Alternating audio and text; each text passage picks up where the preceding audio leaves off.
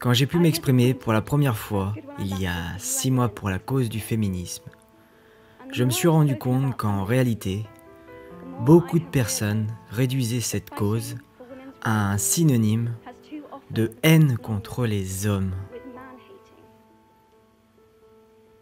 Alors bien évidemment, même si tous ces éléments sont réellement faux, une chose est sûre, c'est que la cause féministe existe.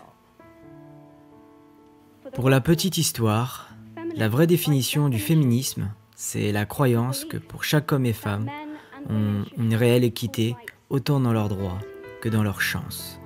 Alors bien évidemment, tout cela s'applique sur un plan de vue d'égalité politique, sociale, de chaque sexe. Pour ma part, ces doutes ont commencé il y a bien longtemps de ça. À l'âge de mes 8 ans, j'ai été considérée comme étant une fille autoritaire parce que je voulais prendre des décisions fortes. Or, pour les garçons, cela était considéré comme étant normal. À l'âge de mes 14 ans, on m'a tout de suite sexualisée dans les médias. À mes 15 ans, beaucoup de mes copines ont arrêté de faire du sport parce qu'on leur répétait sans cesse qu'elles allaient devenir trop masculines. À mes 18 ans, nombreux de ces mêmes copines n'exprimaient toujours pas leurs sentiments parce qu'on leur répétait que ce n'était pas bien. Alors c'est pour cela que j'ai décidé de devenir féministe, parce que pour moi, c'était naturel. Alors lors de mes dernières recherches, j'ai pu m'apercevoir qu'en réalité, le mot féministe était un mot impopulaire.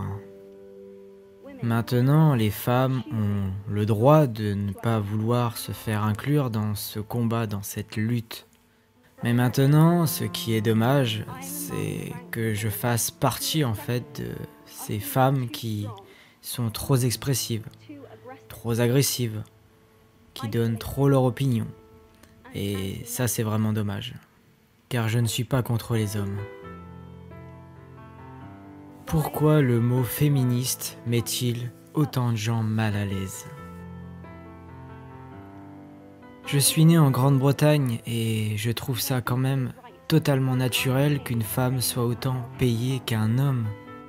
Je pense que j'ai le droit de prendre l'entière décision de tout ce qui est en relation avec mon corps.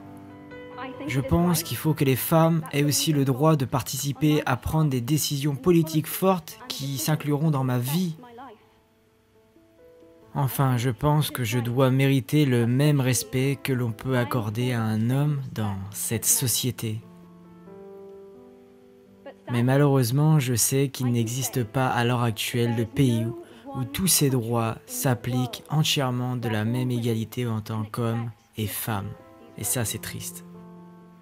Aucun pays ne peut aujourd'hui revendiquer qu'il applique l'égalité des sexes parfaitement. Je considère tous ces droits comme une vraie bénédiction, mais la vérité c'est que je suis une réelle chanceuse.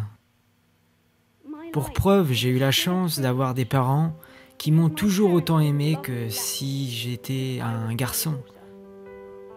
Mon école ne m'a jamais mis de limite parce que j'étais une fille. Mes mentors ne m'ont jamais découragé et ne m'ont jamais dit que j'irais beaucoup moins loin et beaucoup moins vite que les autres parce que j'étais une fille. Involontairement, tous ces gens qui sont dans ma vie, qui ont fait partie de ma vie, qui m'ont éduqué, qui ont grandi avec moi et qui m'ont permis d'être ce que je suis aujourd'hui, sont plus ou moins involontairement féministes et font partie de cette cause. Et la vérité, c'est que nous avons besoin davantage de personnes qui partagent cette cause. Je peux comprendre que l'on ne soit pas à l'aise avec le mot féminisme, parce qu'il est peut-être un peu dur, mais la réalité c'est qu'aujourd'hui il faut en parler, parce que de nombreux hommes et femmes n'ont pas les mêmes droits dans notre monde. Alors oui, cela est important. Alors il est vrai que vous devez vous poser des questions sur pourquoi cette petite fille d'Harry Potter est autant impliquée dans cette cause, et pourquoi elle est là aujourd'hui dans ce discours à imposer des idées qui sont fortes, mais je me suis posé aussi la même question, et désormais je connais la réponse. Après avoir vu et subi de nombreuses choses, je pense qu'à l'heure d'aujourd'hui, il est de mon devoir de m'appliquer à partager haut et fort cette conviction. La vérité, c'est que cela fait bien trop longtemps que nous agissons peu et il faudra encore attendre des années pour voir réellement une vraie égalité entre les hommes et les femmes. Mais moi, je n'ai pas envie d'attendre et personne n'a envie d'attendre. Nous voulons tous ensemble que les choses avancent rapidement.